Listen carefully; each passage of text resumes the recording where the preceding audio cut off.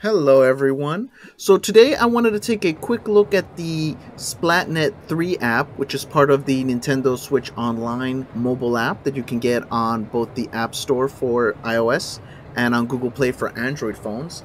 And like I said, just an overview just to kind of take a look at some of the cool things you can do with it. It is kind of the successor of the Splatnet 2 service, and they did expand on it a little bit so that you can kind of do a bit more with it and have some more fun with it.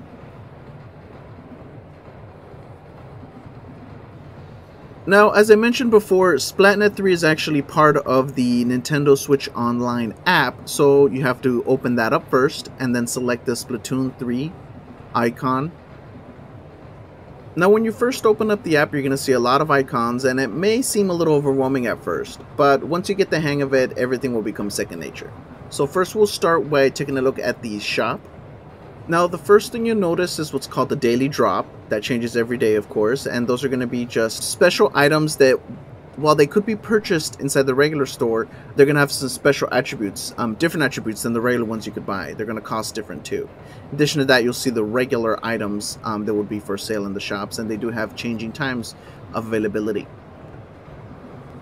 Now, going back to the daily drop, I did want to show real quick, for example, the Anarchy Charms, how they differ from the regular set that you would buy in the store. I'm going to show them side by side here.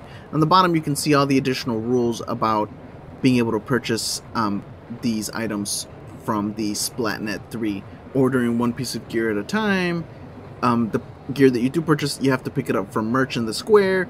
Ordering another piece before you purchase the first one will overwrite and cancel the original one. And once you buy it from merch, you can actually just go ahead and pick up another one.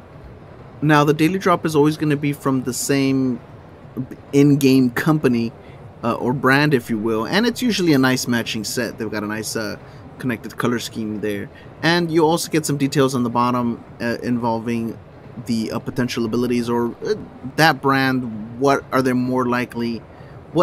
are more likely to appear when you roll as you level up. So, going back to the main menu, we're going to take a look at the icon with the bicycle on it, Wander Crust, starring Krusty Sean from Splatoon 1 and 2. Now, this time, he doesn't have a shop, but what you can do is, essentially the ink that you splat during your matches, the amount is collected, and you can use that amount to donate to him and his little journeys. And you can see that there's a whole list of them here for varying amounts that do tend to increase as you go. And you get little bonuses as you go. You get like little wallpapers you can download to your phone. And if you do complete the whole set, you will get an exclusive piece of gear. Now, the next thing I want to take a look at is going to be the catalog. As you level up, you will notice that your catalog level increases and you will get bonus items. And here you can actually see everything that you're going to get as you level up during the drizzle season, all the way up through the end of November.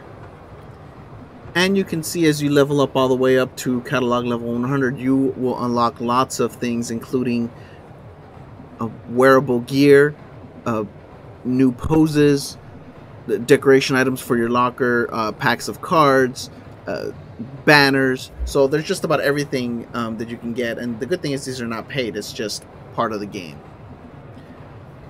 Now, a lot of the other things that you can do on the app revolve around stats of different kinds. Here, if we take a look at the Splatfest, you will see the information regarding the current Splatfest, including what people on your friends list, what team they joined. As you can see here, Team Gear is the majority of the people that I have on my friends list because Team Gear is the best team.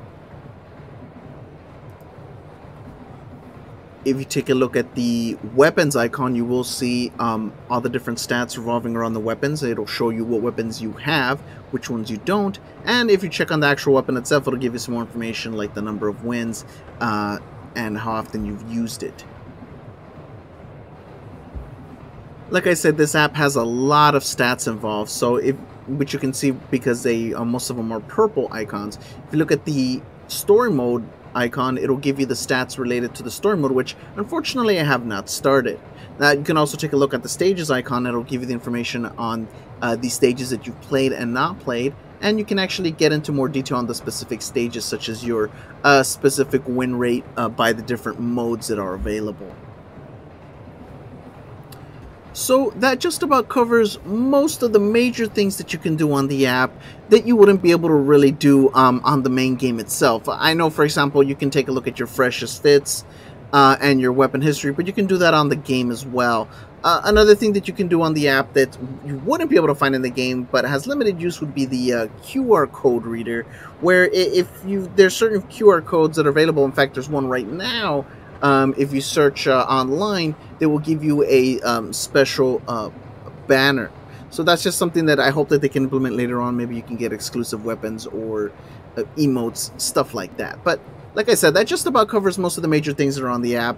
Like I said, a lot of stats, the store, the Wander Crust, things like that. You can also take a look at replays if you have them downloaded, and you can also take a look at like an album with pictures and things like that. So there's quite a bit you can do with this if you just kind of sit down and mess around. So that'll be it for today. I want to thank you very much for taking the time to watch. And if you have any questions, or you want to figure something else out about the app, or if you want to point out something really cool about it that I missed, or maybe that was implemented later on sometime after I make this video, feel free to let me know. Besides that, thanks so much for watching, and have a good one.